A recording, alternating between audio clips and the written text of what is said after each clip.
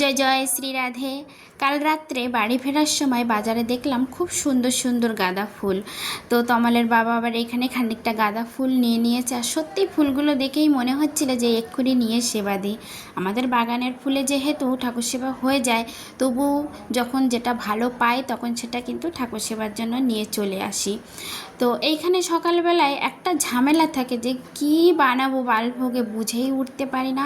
তমাল বলছে, মা আজকে সকালে বাল্যভোগে কি বানাবে? আমি বলছি দাঁড়া দেখি। তো রান্নাঘরে এসে তেমন কিছু দেখতে পাচ্ছি না, বুঝতে পারছি না। তো ফটাফট করে দুটো কাঁচা আলু আমি ঘষে নিয়েছি, ঘষণে দিয়ে ঘষে আর এখানে ভাবলাম যে কাঁচা আলু দিয়েই আজকে আলুর পরোটা করব। তো আমি কিন্তু এখানে কাঁচা আলুর সাথে একটু কাঁচা লঙ্কা আর একটু কারি পাতা অ্যাড করেছি, আর সামান্য লবণ এখানে অ্যাড করেছি।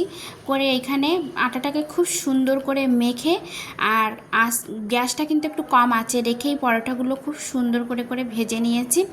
ভেজে নেওয়ার পরে এখানে বাল্যভোগ দিয়ে আর তমালকে দিয়ে দিয়েছি।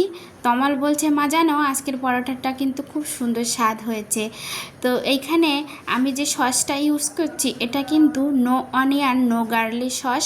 তো আপনারাও পরোটার সাথে